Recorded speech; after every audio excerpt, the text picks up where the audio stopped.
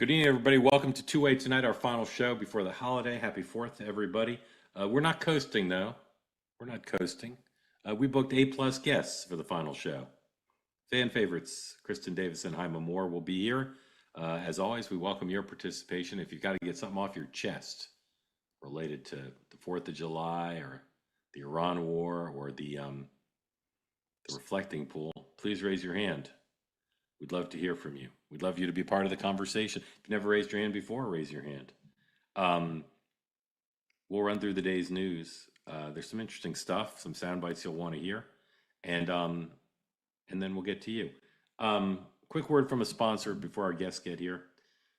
Cozy Earth, one of our sponsors tonight. You might have heard me talk about Cozy Earth if you've ever seen one of these shows. Cozy Earth is our sponsor and a valuable member of the Two Way family because their stuff's so damn good. Everything I have made by Cozy Earth, I love. I reach for it again and again, whether it's my sheets, my towels, of course, my pants, and of course, the bubble cuddle blanket. Go to cozyearth.com right now. Don't really need a blanket today, I confess, but I see it sitting across the room. Go to cozyearth.com. Use the promo code Two-Way exclusive code for 20% off everything on the site. Probably you're better off right now buying the beach towels, I confess, than the bubble cuddle blanket. All the bedding comes with a 10-year warranty, 100-night of hassle-free returns, and you can return pretty much anything they sell you hassle-free. Stuff is well made, and with the 20% off, you can't beat it. Go to cozyearth.com right now. Buy whatever you wish for yourself or your family or someone you need a gift for. Viscose made from bamboo guarantees to you it will be soft and comfortable. Go to cozyearth.com, promo code Two-Way for 20% off. And do what many people do. Send me pictures of yourself with your Cozy Earth stuff if you love it, and let me know why. Thank you for that. Kristin Davison is here, Republican strategist, and a woman who, Kristin, I don't know what your answer to this one's going to be. Here you go. You can go to the U.S. World Cup match on Monday, good seat, or you can go to the Taylor Swift wedding in Madison Square Garden. Which event's more appealing to you and why? Easy, World Cup. World Cup Easy game. World Cup, really? Yeah, I'm not a Swiftie, first of all, but then I also am a huge U.S. soccer fan, so I'm very excited. What should we do to get that guy's red card taken away? Anything we can do about that? I think my theory is I think the president should give back his FIFA Peace Prize in protest, and it needs to be an executive order. I mean, it just has to happen. Yeah. Hyma, Taylor Swift wedding or U.S. soccer game match? That's a hard one. I think I would say the Swift wedding. I was just in New York yesterday, and the feelings were palpable. However, you can watch the World Cup on any corner in New York as well, so you get the best of both worlds. Yeah, I mean, I don't care that you're not a Swiftie, Kristin. One's an historical event. The U.S. is going to play 3 or 4 more game matches in this World Cup. So I don't think the wedding is going to occur there. I think. What about the people watching? Well, according to the New York Post, they already got married. Yeah, So I think this is a fake out. Yeah. I think we're gonna find out that they're not even there. No, they're actually in Rhode Island. They're going to be there. Trust me. Mama Kelsey's there already. They're going to be there. I talked to someone 2 days ago who got kicked out of his hotel because they were all the bridal party was staying there. All right, thank you both for being here. Hyma, what do you like to do on 4th of July? Fireworks, hot dogs? No, look, I'm from southern Louisiana, so we call it barbecue. I know they call it grilling on the East Coast, but we're going to barbecue some ribs, some burgers, baked beans, potato salad, the whole thing. Yeah. And do We'll you watch like it from the rooftop? Do you like fireworks? I do. Yeah. Kristin, what's the Davison 4th tradition? So my dad, since I was a little kid, would make us read the Declaration, like first thing, can't go swimming, can't have a hot dog, can't do anything until you read it. And so now we're all adults, my sisters and I, and there are grandkids and nieces and nephews. And so we get up and we all get on Zoom, or if we're in person, so we'll do that. And then fireworks, and that's pretty much it. It's a pretty relaxed day usually. Do you have to read it like aloud and like a theatrical voice? Yes. We each get a different graph. It's a when we were younger, I think it we were all nervous, but now it's a fun tradition. It's nice. Do you have it memorized? I was going to ask that. Yeah. No, because we change up the graphs every year. I should memorize it. That's actually a great idea. Any That's what I chance we need to could do. get a video of this to play next week? We'll I'd see. like to We'll see. see. I'd like Well, to I'll have live that. stream it. Yeah. Yeah, I'd like Yeah. to have that. All right, let's run through some news. Thank you both for being here. Grateful to you. Yeah, good to see you. Dow way up, 600 points up, but the Nasdaq was down 200 points because the Nasdaq is reliant on chips, and chip stocks suffered badly. I don't know why. Oil prices not changed very much. Qatar says the U.S. and Iran made progress during the talks. Here's two stories that maybe shake up the talks a little bit. And again, there's been very little coming out of the negotiations. Wall Street Journal, number one. We talked about this yesterday. The U.S. is, again, I find this unseemly. The U.S. is saying to the Iranians, well, we'll get you more money if you stop trying to control the strait. Headline from the Journal, U.S. dangles rewards for opening the Strait of Hormuz. Iran isn't budging. So we're saying to Iran, we'll get you like $100 billion in unfrozen assets and other stuff. Just don't try to charge for the strait. And Iran's saying, no, we'll charge for the strait, but they'll also want the $100 billion. So this story, as it's framed, suggests those who believe that the U.S. is not going to this with maximum leverage are right. And here's a New York Times story, which is written in a very careful and incredulous way, credible way rather. Number two, this New York Times claims that during the round of negotiations, U.S. officials believe that Israel was plotting to kill Iranian negotiators.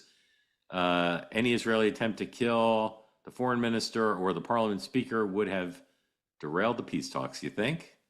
American officials feared. I think the American officials were right. If you kill the negotiators, probably puts a crimp on the peace talks. So you've both been asked by me 100 times. So I'll ask you again, Hyma. Where do you think the talks stand? Are you bullish or bearish on the prospect of a 60-day fulfillment of some sort of meaningful agreement that makes the world safer? Yeah. I don't think I've been more bearish in the last, 125 days, to be quite honest. And I hate to ever, say this, that I was right about a couple of things. And two things in particular, as you and I have talked about this, and Kristin have talked about this. Look, we knew that the interest between us and Iran, Israel and Iran, and us and Israel would divert at some point. And that's going to happen, and that's starting to happen. And it has happened over the last few days. So we got to continue to watch that, particularly as Israel gets into their own election season. Things are going to get a little dicey. And then secondly, once we entered this war or this conflict, I was hopeful that the president and his team had some grand vision that they were going to be able to, bring a bigger win back than the previous deal and make this world a little bit safer. And it doesn't seem like the vision extended that far. I don't think they believe that Iran would be able to stick around this long. And I think Iran took the tact of, at some point, the Americans are going to get so tired of paying for high gas. They're going to be sick of being in a war. And of course, our election season is right upon us. And so it seems like the deal is probably not going to happen in the next 60 days. And the president's going to have to find some sort of way to wiggle out of this thing. But as it stands, I don't think the world is any more safe than it was prior to this conflict. Well said, truly. Kristin. I agree on some of the points that were just made. I am pretty bearish. I do think that we're going to be in a stalling pattern here, at least for the next 5 months, which will conveniently coincide with the midterm elections. I think this is going to be the state of normal here for the next few months. I just don't see, any major development or movement. And again, I'm not a foreign policy expert, but reading the smart people and hearing what they're saying, I don't see anything different than what we saw when we were having this conversation, a few weeks ago. So I think we will just be in the, status quo here, at least through the end of the year. All right, thank you. That well said. Here's a Polymarket would do on the Iran-U.S. peace talks, number 3, please. This is a question about another round of talks. Today is, of course, July 2nd, and this Polymarket says, I'm having trouble reading it because it's so small. Let's see. Will the next round of U.S. Iran peace talks take place by the end of the month? 69% chance.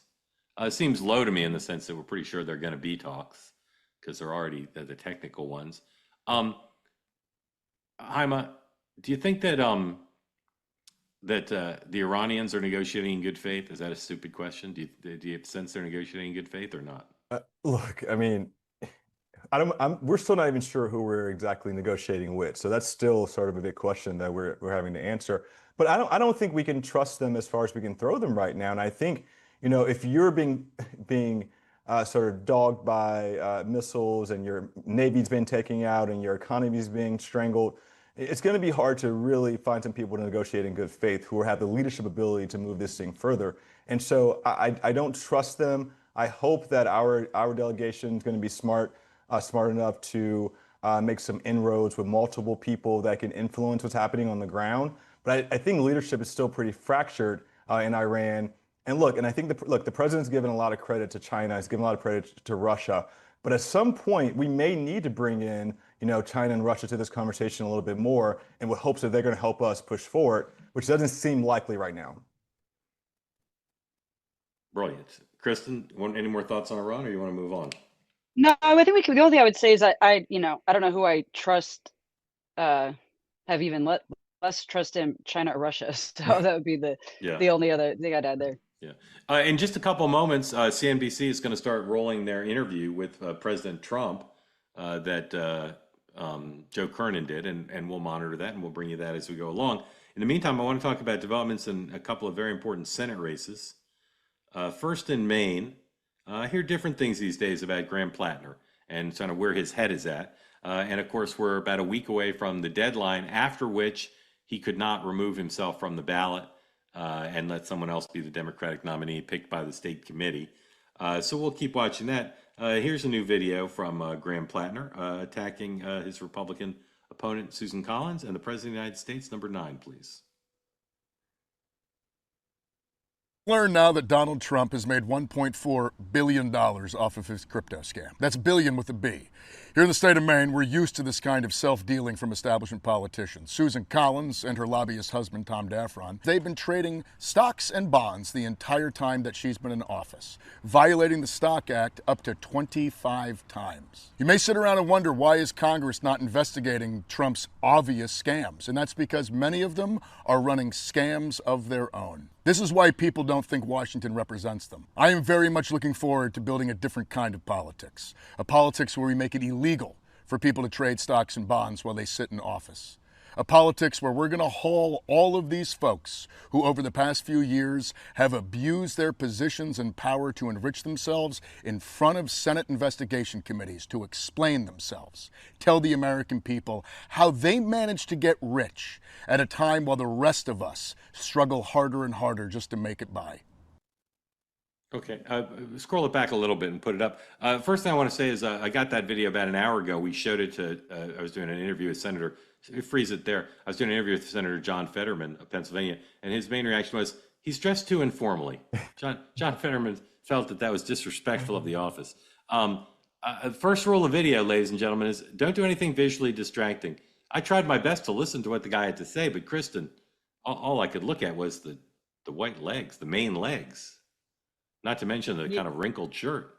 Yeah, he probably should have been standing up, or I don't know, not different angles. But I mean, part of his whole message there is he's a regular guy going against the terrible elite. So maybe he's trying to look wrinkled and disheveled. I don't know. Yeah. All right. To the extent you were able to listen, Hyma, what'd you think of the message? Look, I was going to call him a more polished Fetterman before you said all of that. Yeah. So look at it. Less polished Fetterman, really. I think there, one thing I'll point out about the messaging, and this is, and I'm assuming, I don't know, about this, but I'm assuming that, these folk, some of the members of the DSA, some of the folk in that orbit are getting some polling that's saying that anti-corruption, accountability is going to be a key piece in this election. If you've noticed, we'll talk about this with El Said and, and those who are running in New York and the young lady who's running in Colorado, they all have the center message around corruption. And I think this is on the back of what's going on with President Trump, and his new sort of network. So I think that's going to be a big sort of thing to pull from this particular ad. Yeah, I great ear on your part. I noticed the same thing in the Colorado races. They're all talking about the corruption of big money in politics. And of course, most of them paint with a very broad brush and say the Democrats are just as bad as the Republicans. Yeah. And it's a very resonant message, and Donald Trump ran on the same thing. Here's Polymarket on the main Senate race, number 10. This is interesting because most of the political professional political class believe that Collins will win in the end, because the public polls have the race quite close, and Collins in the past has overperformed quite a bit. And of course, they think she and her super PAC will make mincemeat of Platner with negative ads. Polymarket wagers have a 56% chance for Platner, 45% for Collins. Again, it's become more of a blue state. Collins is an incumbent. They're cross-cutting things. Susan Collins is again got a history of winning, and my read on Susan Collins, who's a bit of a poker face, my read is she's pretty confident she's going to win this race from the way she acts. Hyma, who do you make the favorite in the main race now, and why? Look, I think this is going to definitely be a fun race, but once things get started out in Michigan, once North Carolina heats up a little bit, once Ohio starts to tighten up, I think those races will take precedent, and this main race will start opening up a little bit more because it'll get less attention. And so I think with less attention, Senator Collins pulls it out. But I do think Platner's going to give her a run for her money, at least for another couple months. But I don't think this is going to be the center race for us to watch in the fall. Interesting. Kristin. I think we will be forced to watch this race just because everyone's going to want to talk about it, because there's so many, scandalous things here and there. And we'll hear about his tattoo a bunch more times. We'll see the video of Susan Collins thanking someone for standing with Trump. We're going to see all that just because people want clicks. And so I think we will see a lot of it. I think, if anyone can win in Maine in this environment against a candidate preaching populism, it's Susan Collins. So I would give her the slight favorite. However, I always caution my Republican friends not to get comfortable on this race. His message is, outside of all the scandals, his message is exactly how Trump was in 2016, preaching to exactly where the electorate is now. And I think the corruption part, it's not just corruption. It's the hypocrisy. And so if you want to go and kill him, it's not the Nazi tattoo. It's find something in his background where he is trading stocks, where he gets a sweetheart deal, and where he's, preaching from a silver tower himself. That's where I think you kill him. And that's why I think, his message is dangerous, because we know that that's all there. And that's why I think we will still be watching this. I do think, we're just like we're gonna be watching Texas, or we're gonna be watching, Iowa. It will have its own moment. We're gonna go through around, and Alaska will have its own thing. I will say it is interesting how, maybe 2 months ago we would have been talking about the House a little bit more. I think the Senate is shaping up to have more tension and almost, some more toss-up races, and be more fun to watch, frankly. Yeah. I agree. Again, well said. I wouldn't say this about all of our guests, although all our guests are great. The next topic I'm going to bring up is complicated and sensitive, but you both are well equipped to handle it. I've been obsessed with this thing about how you've got all these progressives, some socialists, who have very strong economic messages. And if they just had those, they'd be not only formidable to win the nomination, but I think they wouldn't freak out Chuck Schumer and Hakeem Jeffries as much as they do. They freak them out less because they're economic populists and anti-corruption populists, although they don't love all of that because they're painting with the broad brush. They say all these controversial things. And as we know, a lot of the controversies are about Israel and about Jews. And yet they don't seem worried about the backlash, right? When El Sayed and Platner are asked about Israel and Jews, they don't choose their words all that carefully. They seem to court their reputation as being, if not pro-Hamas, at least more pro-Palestinian than pro-Israel. Now, we know from the polls that within the Democratic Party, particularly with younger voters, that's a winning position. We also know that if you're trying to appeal to independents and Republicans, that may also be a winning position, because, Kristin, your party has the same strand. When I covered Pat Buchanan in 1992, when he was running, or 96 rather, and I love Pat. He's a wonderful man. But he would talk in Iowa about New York bankers. He would say, we got to worry about those New York bankers. And all of us knew what he meant when he said New York bankers. So my question, I'm going to show you another Platner video, and don't worry, he's standing up on this one. But he's targeting Jews here, you'll see. And so my question is going to be, Hyma first, is it possible that a Democratic candidate in a general election who comes across as anti-Israel and maybe anti-Semitic could be hurt in a general election? Because the conventional wisdom doesn't seem to be that's the case. But if this were 10 years ago, people would be like, well, you're going to pay a price for coming across that way. So here's Graham Platner. Watch, it's not too subtle. He's talking about the Jews who are trying to stop him from winning. I've seen ads from Pine Tree Results Pack, like this one. Who is the real Graham Platner? Or this one. He's an awful person. Or my favorite. Graham Platner? No way. Pine Tree Results Pack is responsible for the content of this advertising. But who is Pine Tree Results Pack? Well, it's these 16 billionaires. Billionaires like Steven Schwartzman, who runs Blackstone, one of the world's largest private landlord companies, who under my housing policy would no longer be allowed to buy up our homes. Or like Mark Rowan here, an AIPAC Megadonor, whose private equity firm bankrupted Maine's paper mills. These are the people who are trying to use money to pick Maine's next senator. Now, I'm going to raise their taxes by billions of dollars a year. And so the next time you see a Pine Tree Results Pack ad, know who it came from. Out-of-state billionaires who will do anything besides just pay their fair share in taxes like the rest of us already do. Two out-of-state billionaires who happen to be named Schwartzman and Rowan.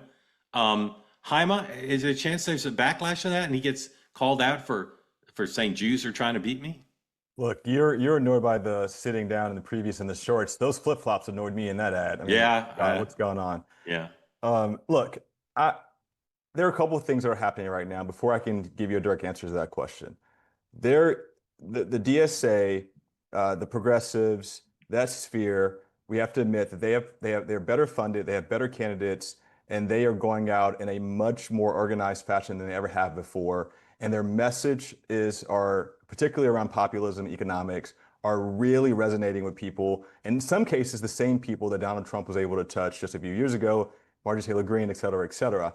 That's one. The second piece is there's a huge generational sort of underlining message that we're not sort of striking, and that they are really presenting candidates that they see as the next generation. And a part of that next generation is people who are honest about where they stand and how they feel, regardless of where you stand. If you can stand up and say, I am anti-Israel and I'm anti-AIPAC, you're going to get rewarded with that now with certain parts of our electorate. And so to answer your question more directly, I think in this environment we're in right now, particularly with the war that's ongoing, particularly with the way Israel is going to divert from us, with Benjamin Netanyahu being on the ballot, with a lot of things happening in the Middle East writ large, I think that's going to be a conversation that those type of Democrats or DSA members like Platner are going to be able to have way more directly than some mainstream Democrats. And so in some cases, people will endear trust with the voters and the electorate a little bit more than people who are seen as obfuscating or hiding behind AIPAC or taking these big dollars. And so I don't think it's a C- right now for these candidates. I'm not saying it's an A+, but I do think there is some wiggle room right now in how well they will do, because they are being so honest and they are being. And look, I am not for anti-Semitism at all. I mean, I do not think that is right, and we should leave that out of all politics, out of the world. But is it a strict anti-AIPAC, strict Israel conversation? They're going to win points for that. I'll ask you one more, and then I want Kristin to weigh in. If you were the campaign manager and the ad team brought you that ad, would you approve it? Look, I try not to. Look, we're in the middle of the election right now, so I try not to get into inside basketball and baseball when it comes to these sort of ads. I don't think so. I think I would have looked at it and say, look, let's look at it again. This gives some clear indication that we're going after a certain type of person, and we shouldn't do that. Aside from that, he's put out very convincing ads. He has a well-structured campaign. He knows how to communicate with people. I think actually those flip-flops were intentional, and the sitting was intentional, Mark. If you think about it, he was sitting because he wants to be seen as someone you can meet where he is too. So I think he's really smart about what he's doing and saying. So I think it's intentional. I'm not sure I would have fully approved it as a campaign manager, but he sees it as a thing to do right now. Yeah, I'll say if you talk to the Platner campaign and they say when Graham Platner asks you how he should dress for shooting ads, they say come as you are. Kristin, is that ad targeting Jews in an unsubtle way, or he just happened to pick two of the donors at random who happen to be Jews? Well, I think just referencing AIPAC is enough of a dog whistle there for that. And to be fair, I think we saw Thomas Massey run similar ads against AIPAC. I want to say against some of those donors, he did similar things where he picked them out. So it's definitely for effect. I would not approve the ad. I mean, that I'm not a huge fan of singling out donors, particularly in that way. But Yeah. I also think, like, rule number one, don't re-air the attacks against you. So just like strategically, I wouldn't have approved that ad because he runs the attacks against him. What he should have done, I mean, the thing that I really picked up from that was that one of his donors shut down a paper mill in Maine, right? That's like the biggest thing in there. And so rather than go and have the wink and nod to the anti-Semitic wing of the party and replaying the hits, like, go do an ad saying, do you know one of Susan Collins' biggest donors, shut down one of our paper mills, and get people from that mill to go out and say it and defend. Like, there's so much more they can do with that. I mean, I hate giving opponents. Obviously, I want the Republican to win. I like Republicans for a living, but I mean, I hate watching people make mistakes like that because I feel like a lot of you could do there. But he went for the lazy way of just kind of doing the AIPAC dog whistle, which is what we saw Thomas Massie do on our side and a few other people. Right.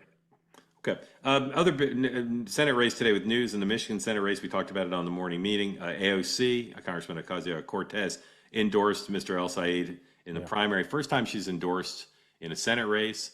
First time she's endorsed against a House colleague, although it's a House colleague running for Senate rather than for a House seat. And he's been very pleased. Here's number 12.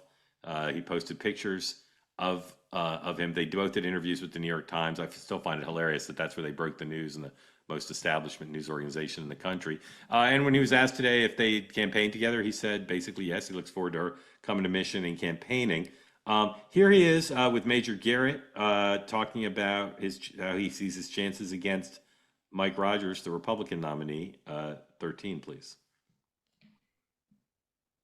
Currently leading in the polls. The primary is August 4th. So let's do a thought experiment. You become the Democratic nominee for Senate. So let's go over some things that Mike Rogers, the likely Republican nominee, and Republicans who've already reserved $45 million in advertising are going to say about you. Let's talk about what I'm going to say about them, because that's the thing that Democrats tend to get wrong. We're so worried about what they're going to say about us that we forget that we also have mouths that work. So Mike Rogers is a guy who's never met a pharma lobbyist he didn't love. Like, he gets really mad when you call him a pharma lobbyist, but he spends so much time lobbying around with pharma lobbyists that you wonder whether or not he wanted to be one. And he hasn't explained how he made $14 million and moved to a McMansion in Florida. But during his time in Congress, because of the influence of the pharma lobby on him and the hundreds of thousands of dollars he took, this guy voted to raise prescription drug prices I don't know how many times, then helped to architect the legislation that turned into the opioid epidemic. I'm looking forward to forcing him to answer that question to Michiganders who lost family members, both because they could not afford their medication and because they died of opioid overdoses. I'm a doctor who rebuilt the health department, eliminated medical debt, and made sure that families had Narcan when they needed it. So I like my chances on that. Okay, I'll get back to the Senate race in a second. Joe Kernan's interview with the president, the first almost 7 minutes have been Joe trying to get the president to speak in a forthright way about profiting from the office, his family making hundreds of millions, billions of dollars. And the president is engaged in the weave, I'll say, to not answer. So we'll keep monitoring that, but no reason to give you an example. Joe Kernan says, how do you counter critics who say you're using the presidency to enrich yourself and your family? President Trump, I don't do anything having to do with my business. My kids run it. I have a lot of money. I made a tremendous amount of money. I let people invest it. I don't know who they are. I don't even know who they are. Anyway, so we no need to waste your time playing you that. We'll keep monitoring it. Hyma, one of the things I hear from my friends in the DSA and in the super progressive socialist wing of your party is that they're better organizers than the establishment wing, that they know how to turn people out. They know how to do grassroots. And of course, in 2024, the Biden-Harris campaign seemed to be behind the Republicans in registering voters in the battleground states. And then the sense was that they had a better turnout, high-tech and low-tech turnout. What's your view of that statement? Is it possible that the Democrats, El Sayed, will have a better chance than the general because he has a grassroots turnout operation? Is that a possibility? Look, for one, I love the word Michigander. I want to use that every day. I Yeah, love it's it. a good one. And full disclosure, I've known Congresswoman Haley Stevens for about 15 years. I think she's a wonderful person. But I think there is a lot of truth to what you just said. You know, one of the things that I have noticed that Dr. El Sayed has been saying today and over the past few days that I think is resonating with people: money out of politics, money in your pockets, Medicaid for all. Wonderful litany. But it goes down to an organizing sort of anthem that he and other DSA members are starting to put together: anti-corruption, money out of politics, money in your pockets, Medicaid for all. And I do think that, you know, we see this. Let's look at, I love sort of post, election autopsies, and I know we're not quite there yet in DC. But you think about what just happened here in DC, and you see the Councilwoman Janice Lewis George, who is likely going to be the new mayor of DC, and folk were underestimating her ability to put together a coalition that would turn out voters. That was based on very liberal, sort of working class union voters, people who don't feel like they have a stake in the way government is operating on their behalf or not. And when you put together those sort of people and you magnify the issues, and then you give them a reason to go and vote, you make sure they go vote, you do a follow up, you go knock on all these doors, you tend to be able to win the elections. And so what I've been telling, mainstream Democrats, be it, Leader Jeffries and his team, or AOC and her team, we've got to listen to what's occurring right now. It's not just that DSA members are so better organized and have such better candidates. They are listening to on the ground in Michigan, in Colorado, in New York, and other states that we're not even seeing yet, that people are saying, I'm not doing better. I'm not doing as well as I should be doing. And Donald Trump told me he would make my life better. And it's almost been 2 years. And so if those sentiments continue to carry on, I do think that candidates like Dr. El Sayed, who is well-heeled, who is well-credentialed, who has obvious receipts of his success in organizing and doing things as a government official in Michigan, it gives those sort of candidates a better shot at potentially winning. Now, I do think Michigan is still going to be tough. It's a real battleground state. It just is.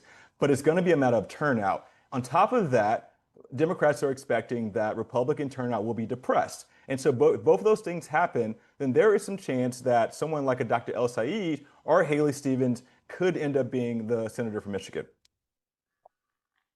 All super interesting, but I'd like you to address more the more general question. What degree of accuracy do you assign to the DSA claim that they're better at ground game, that they're better at voter contact, registering turnout to vote than the DNC or a state party or an establishment campaign? Look, Mark, I love the filibuster, so thank you for letting me. I know, I just heard that. But look, I think they're right. There are five or six elections that have happened in the last month that have clearly showed that they are more organized and they are getting the vote out, and that's why they are taking out incumbent Democrats in these primaries. And so the proof is in the pudding, and the numbers are up there for us to see right from the past few weeks. So if Senator Schumer said to you, Hyma, we can try to destroy El Sayed and get Haley Stevens the nomination, or we can let him be the nominee because maybe he's got a better turnout operation. He might be able to excite more of the base and do the mechanics better. What would you tell him? Look, I don't know yet, and I don't want to give any specifics. Like I said, I really do love Congressman Haley Stevens, and she's a good friend, and I've known her for a long time, so I'm a little biased here. But when you look at what's going on in Texas with Tallarico, who I don't know as well, and what Jasmine Crockett has not been able to do for him, she's not going there and helping him, bring that coalition back together to get over the finish line. So I do think Schumer's thinking, maybe we stay out of it and we let it play out. But if we put our hand too heavy and Dr. El Sayed still wins or Stevens wins, he may not come to the table and be as supportive in helping her get over the finish line as we need. So I do think that the leadership right now is trying to make calculated risk. I mean, AOC obviously saw it advantageous for herself, and I agree. I think it was advantageous for her to make this move. She's riding the wave of the DSA. She helped orchestrate this whole movement, and she needs to play well in Michigan. So it made sense for her to do that. It doesn't quite make sense for Chuck Schumer and other members of the Senate right now to put their hand on the scale. Kristin, as you know, I'm a big critic of reporters who think there's no difference between elections and campaigns. and who don't know much about either, but know less about campaigns. If I were said, Kristin, I want to spend a week reporting out the question, how good is the DSA at voter turnout, voter registration, voter contact, getting voters to the polls? What would you have? How would you have me report that out? Who should I talk to? Where should I go? How should I report that out? Well, if I were gonna dig into it, frankly, because I'd want to know this as someone who would run races against them, I'd want to know like what their universe is, how are they, who are they targeting with their turnout operation, and make sure it's not just TikTok and Twitter, right? I mean, that's what Jasmine Crockett kind of did. I mean, you have all these candidates who, there are a lot of people that think Mondami won because he had a great Twitter. That's not why he won. He won because he like was everywhere, had people knocking doors in apartments, and he talked about cost of living, right? So I think if you're a reporter looking at this, it's not just how many doors they're knocking, it's who is doing it and how diverse is their coalition. I hear you, but how could I figure that out? Should I go ask if I can go with them door knocking, or ask to see their data operation? How can we evaluate that? Yeah, I think you should ask. You should ask where they're going, who they're talking to, and what message they're taking them, right? Because it's not just a matter of if they are smart and as sophisticated as people say, they have 3 different campaigns running: one to their base, one to persuade the middle, and one to regular Democrats who are going to pull the lever for Democrats, just to let them know that they're not crazy, that they're okay. If they don't have that kind of sophisticated ground game operation, I don't think their base is enough. At least I don't think there are that many socialists in the Democrat Party. So I don't think it's that. So it needs to be, I mean, when you have a candidate that appeals to the base, they have to be sophisticated enough to also go and persuade in a state like Michigan, for example, they have to be able to get them. Hyma, if you're working, thank you for that. If you're working for a donor, or super PAC or the DNC, and the DSA came and said, we'd like you to give us money because with more money we can apply our turnout operation,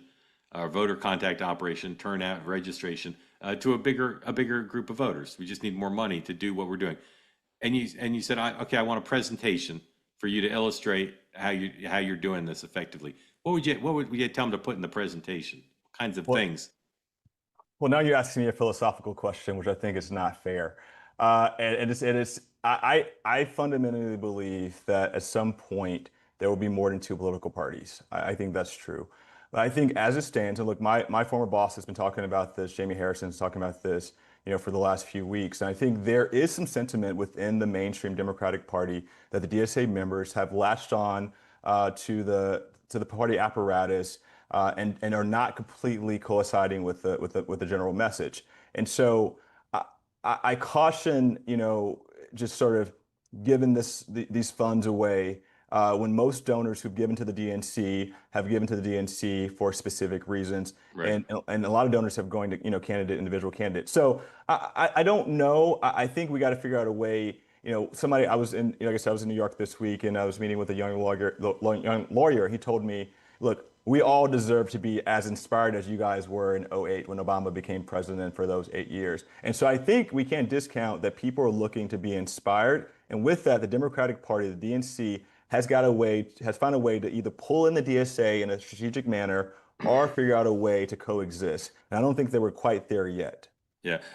Jamie Harrison, former DNC chair, who's been here before, has been extraordinarily outspoken and I think principled and ahead of almost anybody other Democrat I've heard, saying, different than his friend Hyma, I think, if I understood what you said, saying, don't come into our party. If you don't like the Democratic Party, if you don't want to be Democrats, don't come and take our money and our organization and our nominations away. Go be your own party. I'm not fully disagreeing with my boss, but I'm just saying that if we're going to win these elections in the fall, this is about a coalition, not about a party. And we got to put together a coalition like Obama did in 2008 to just kind of push over. And it's not about Democrats. It's not about Republicans. It's about a whole thing. Right. Well said. Okay. Some stuff, we're going to listen to some of the president's interview with Joe Kernan. Again, I don't know why they're doing this interview on a Thursday night before the 4th of July, or I guess the 3rd of July, but the holiday weekend. Here's the president on the housing bill. Said it's fine. There's a lot of Democrat points in the housing bill, and he'd rather not sign it until voter ID passes. Here's the president on a video on talking about allegations that his family's profiting from the presidency. Short version of the bite, talking about his kids run the company. Play that, please. Critics that say you're using the presidency to enrich yourself and your family. Well, in a lot of ways, if you think about it, the stock has gone up so much. The stock market today, it's up 500 points. It's up to almost 53,000. I watched your show, and you had somebody on, one of your brilliant analysts, and they said if I had won the election, they said if President Trump could get the stock market to anywhere near 50,000, that would be an unbelievable achievement, and that was over 4 years. In other words, at the end of his term, 4 years, if he could get anywhere near 50,000, that would be, well, it's at 53,000, just a couple of points short of 53,000 right now, and that's essentially after a little bit more than a year. But do you worry that if the Democrats were to win the House, that there's going to be endless investigations of you and your administration? Well, I don't do anything having to do with my business. My kids run it. I put a lot of money. I had a lot of money, and I have a lot of money, and I've made money. I'm a business person. I'm a really good business person. I've made money. I've made a tremendous amount of money, more than I would have ever thought I would have made. And I let people invest it. I don't even know who they are, but it's given to big firms. Hyma, the good news is you're no longer the biggest filibuster on the program. President slapped you there. Kristin, I hear mixed things from Republicans who I talked to for a column I wrote about whether Republicans think the allegations of corruption, the appearance of impropriety, the appearance of Kushner's, Witkoff's, Trump's, all benefiting from the office is something that could hurt Republican candidates. Where do you come down on the question of how damaging, if at all, that is to Republican candidates? I don't think so. I don't find it very damaging. I think that Trump, again, now I think this only applies to Trump. I think that if our Republican candidates in these contested races find themselves in similar situations, they will not have the same grace that the president is shown. But it's because we've known him as a businessman, as someone that he wrote a book called The Art of the Deal. This is part of his brand, and so I think most Republicans and most Americans just kind of accept that as part of who he is. There are some there are some inopportune times when you have images of ballroom construction along with gas prices. Like, there's just a matter of how things are covered, but overall I don't think it's very damaging. I just think that he's Teflon in that sense, and in large part because he was on TV for decades as that person in the boardroom making deals and making money, that I think people just expect it. And on the base front, when you go back and you look and see, Biden, the Bidens, the Obamas, really everyone, leading up to the presidency before Trump had similar situations. Not Barack Obama. Not Barack Obama. Not in office. Not in office. I will tell you, Barack Obama was assiduous. They just started making money like last year. Yeah, and the Tony Rezko thing before he was in the office, but in his 8 years in office, right. Yeah, you're right about the others, but he really, my hat's off to him. He was really scrupulous about it. In any event, I take the rest of your points. I'm a Southern gentleman that you are. I think you're going to disagree with Kristin about this, but do you think this is damaging? Well, I only slightly disagree. I agree that we've seen President Trump weather the storms better than any politician ever in the history of any of this. And so I think this adds to the collective idea that people have in their mind that President Trump cares more about enriching himself and his family than he does the American people. And I think for Democrats in this election, they're going to pull on that thread. And while he's not on the ballot, they'll say, look, if you're in the Senate, you're in Congress, you're complicit to making the president more rich than the average American, you can't be there. And so I don't think, he's almost lame duck. So what can we do to the president at this point? I hope that Democrats don't spend, 2 years trying to impeach him. I'm ready to move forward, get out of this phase of Donald Trump. And so I think, for the immediate election, they're just going to use it as another piece to hang sort of the anti-Republican hat on. But I think Kristin's absolutely right. It's going to be hard to do much more to Donald Trump. And I think people are starting to just hold their breaths right now and sort of push through for the next 2 years. Thank you for that. Okay, we're still monitoring the president's interview. Jack Smith is on right now with Nicole Wallace, so they're both on. One's live, one's recorded, I think, earlier today, because Joe was on the White House lawn live. Here's a little bit of Jack Smith with Nicole Wallace talking about the President of the United States. Yeah, well, you know, I was a career prosecutor. I worked in the Justice Department and other prosecutors' offices for near on 30 years. And I don't know if your viewers know this, but I worked in Republican and Democratic administrations over and over. I was the acting U.S. attorney in the first Trump administration in Nashville, Tennessee. And that administration appointed me to a position running a war crimes tribunal for the State Department. So I have investigated cases focusing on the facts and the law throughout my career. We did this case the same way, under the same standards. And, you know, the thing that's, I think, important for your viewers to know is those standards are not meant to change from one administration to the next. And in my experience, until now, they haven't. And so, you know, I think we are facing an attack on the rule of law that is different in kind and scope to anything I've seen in my lifetime. And one of the reasons I wanted to be with you here today in advance of the 4th of July, celebrating the birth of a country that we all love, is to celebrate the public servants who do this work, the people I spent my career working shoulder to shoulder with. I loved being a prosecutor, and part of it was I loved being around these sort of people. And it angers me to see them victimized, to see them demonized for doing their jobs.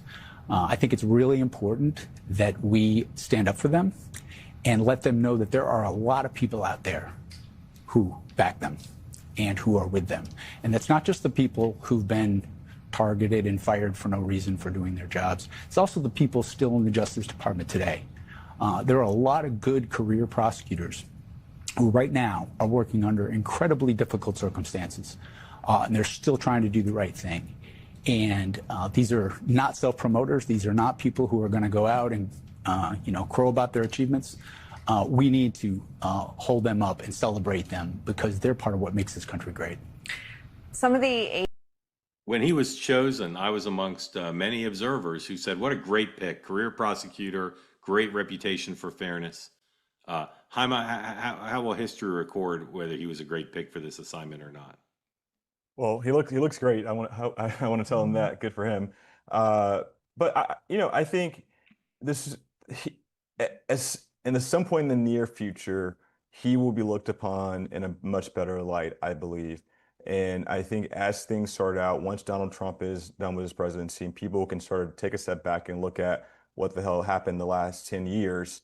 I think people will nuance it a little bit more, but good for him going out there and getting his message out there. Look, you know, like I say, you know, he and all the rest of the whole crew, they want to, you know, be in front of as many cameras as possible. But I think history will reflect better than current. Okay. Kristin? You know, I think President Bush 43 used to say, you know, history will sort itself out and we'll all be dead, so we won't know what it'll say. So I don't know how history is going to write it, but I do, you know, anytime I see, you know, interviews, like I want to know why he's going out there now. I mean, maybe I'm just jaded here, but I don't think it's just because he wants to laud the public servants that he worked with. Is it just for his own reputation? Is he writing a book? Like, there are so many other reasons. What I can say is I'm sure there are a lot of Republicans or, you know, Trump-aligned super PACs who are raising a ton of money with small dollar today through the weekend because he did that. And I don't know him, and so I don't want to speak one way or the other. But anytime someone goes on, especially whether it's Fox News or MS Now, like, I just want to know what the next thing is. Like, when is the book coming out? Yeah. I agree more with Kristin than with Hyma on this. I think he's turned out to be a partisan, and if to the extent he's not, I think he's opened the door to people thinking that. The president talked about the housing bill, talked about his personal wealth. He said to Joe Kernan, how a Jewish person can vote for a Democrat is beyond me because I've been the best president in history of Israel. And he commented a lot on Iran, said nothing new, at least that I'm seeing here. A lot of stuff you've heard before. We'll keep monitoring that. Do a quick word from a sponsor, and then we'll get to your questions here. So please raise your hand if you want in on the conversation. Fast Growing Trees, one of my favorite sponsors, one of the best companies I've ever dealt with, because they do something unique. If you want to get a tree or a plant or a bush now, drive over to some local nursery, try to find somebody to help you get it, put it in your car, get some soil spilled in the car, drive it home. Fast Growing Tree is totally different. It's the nation's largest, most trusted online nursery. Go online, put in your zip code, and they'll guide you to what will work for you. Tell them what you're looking for, and then it shows up at your house, all grown with care and guaranteed to arrive healthy. Live and Thrive guarantee. It's extremely easy and exciting. Open up the box and then either plant it outside or put it in the pot inside, depending on what will work. Right now, you can get a discount at fastgrowingtrees.com, 20% off. Use the promo code 2WAY at checkout. Their plant experts will help you before you buy and after you buy, and all along through the process to make sure you're doing it right. Ordering's easy, delivered right to your door, and then you get the plants you need, the plants you want. They have over 1,600 varieties, plants, trees, fruit trees, evergreen trees, shrubs, flowering trees. They have it all. 20% off. Go to fastgrowingtrees.com. Use the promo code 2WAY. It's a perfect time to plant. Let's grow together. Use the 2WAY promo code for 20% off. All right. Questions from folks in the community. Thank you for your patience. Here we go. Start with John. John, welcome in, unmute. Tell folks who don't know where you live in South Carolina and what's on your mind for Kristin and for Hyma. Thank you for being part of 2WAY. Thank you for having me on. I live outside of Columbia, South Carolina, and Kristin and Hyma, I really enjoy listening to both of you, and I learn a great deal. I am a conservative. In light of 4th of July, I'd like to ask you this question, and it's provocative. George Washington warned us against political parties. He said it would ruin this country because we would devour one another.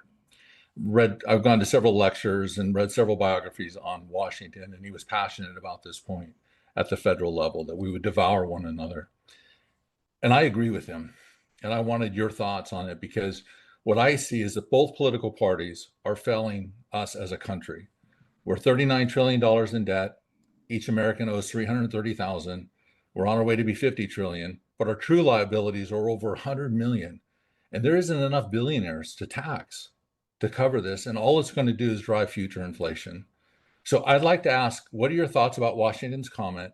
And is anybody in the party, like a Republican, a Democrat, saying, we've got to do better? Hyma. Well, I'll start with the latter. And I've spent a lot of time in San Francisco over the past year. My favorite sort of elected official right now is Daniel Laurie, and I think he's taken that city to a whole new level in the last year and a half, 2 years he's been mayor, and he's been dogged about delivering services, cleaning the city up, and just bringing some common decency back to that city. And those tend to be my favorite sort of politicians. Vi Lyles in Charlotte, who's done a fantastic job for 4 terms. Charlotte's an ascendant city. And so I think the president was right on a lot of core. You guys know I come from the party. I am a DNC guy. I spent a lot of time at the DNC, but I care more about the services our people get. And I think people are starting to realize that these political parties, Democrat and Republican parties, are not their immediate source for getting the right services and making their lives better. And so, as I mentioned earlier, I think there'll be more parties that will emerge over the next sort of decade or so.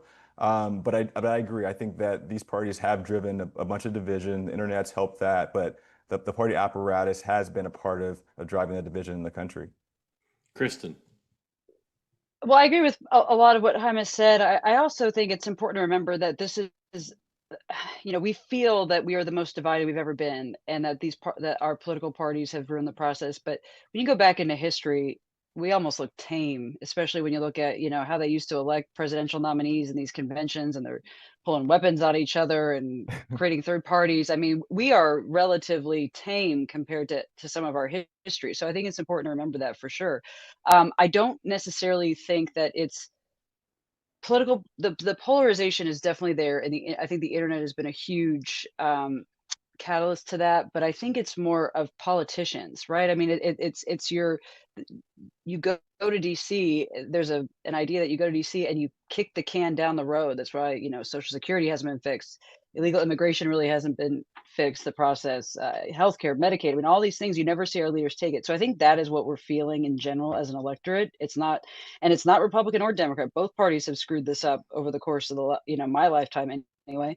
But I think one of the, looking at mayors and looking at those, I mean, there was a a city councilman in Danville, Virginia, who went viral because he's just talking about making good sidewalks, right? And so it's almost like that's what people are craving now, not so much the party, but like, what are you doing to help the people that got you there? And I don't want to totally rag on DC. There are people there. I mean, there are a lot of members of Congress that maybe don't feel that, like, don't act that way, but there are a lot of good people there too, who are fighting and to, just get a post office named after the right person, right? Like, so there are good people there too. But I think overall, what you're saying, I don't necessarily limit it to the political parties. I think it's the political ecosystem itself has really gotten skewed. Yeah. John, you speak for tens of millions. I want to show you something that I think may make you feel better. You guys, any of you guys know who Aaron Tang is? You know who Aaron Tang is? Aaron Tang's a law professor, hosts a show on PBS. He's one of my guests tomorrow, or now rather today, a new episode of Next Up. Victor Davis Hanson's on as well.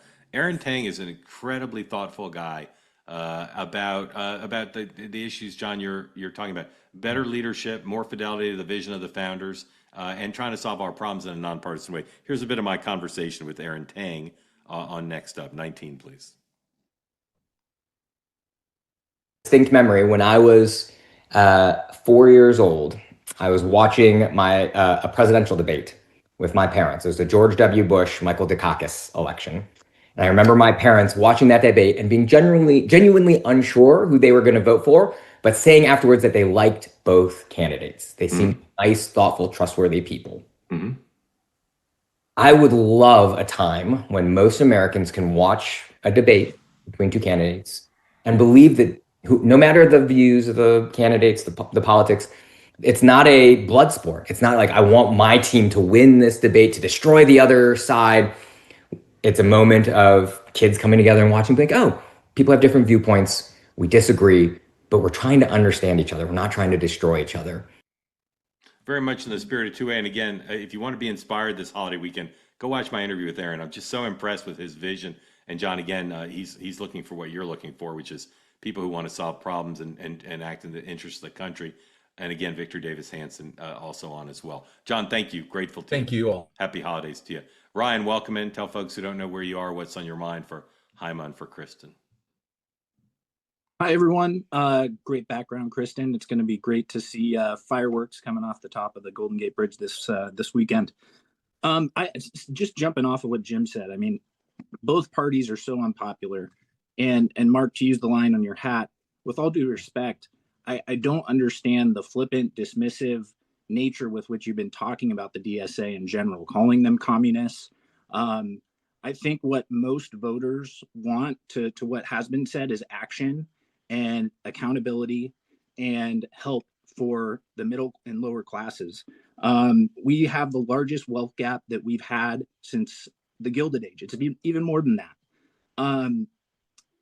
I view the DSA platform, there is some crazy stuff in there, but broadly speaking, creating a more, Northwestern European style of government. And I think it appeals to a lot of people. Yeah. Ryan, I've been a little flip at times, but the thing you just said, I think I've said as often on the programs here as anybody in my business. I've said they speak for tens of millions. They speak in favor of policies, as you just said, that are in place in many of our allied nations. And they speak to the aspirations and fears of tens of millions of Americans who see the wealth gap and who see the status quo as not having much promise or any promise to solve their problems. So I don't minimize their importance and their ideas.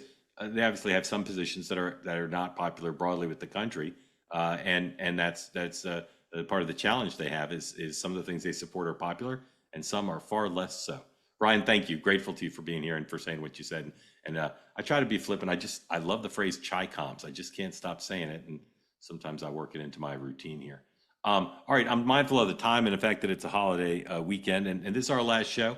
There's a new episode of Next Up you can watch now. No episode of the morning meeting tomorrow. No episode of this program tomorrow, and we're off Monday as well. So the next time we'll see you, except for my episode of Next Up, which you can watch at your leisure on YouTube or listen to as a podcast, is we'll be back Tuesday morning, 9 a.m. Eastern time for the morning meeting. Now, some of you are going to tune in and the show's not going to be there, and you'll send me an email and ask me where I am. Please don't do that. Let me have my holiday without answering 1,000 emails about why the show's not on. I'll say again, we're not on tomorrow, Friday. We're not on Monday. We'll see you on Tuesday. Kristin and Hyma, love having you both on always. I hope you both have a wonderful holiday. Kristin, I will expect some very well shot video of the reading. Yep. And Hyma, I want a tight shot of the ribs, and I need an annotation if they're beef or pork. That's all Good. I ask. Always beef. Always beef. Okay, that's No, all I just ask. kidding. Pork. All I ask. Thank you both. Thank you all for being That's part of good. Two-Way. I wish everybody have a wonderful holiday, and we'll see you on Tuesday morning, 9 a.m. Eastern Time, Larry and Kevin and myself. So long, everybody. USA.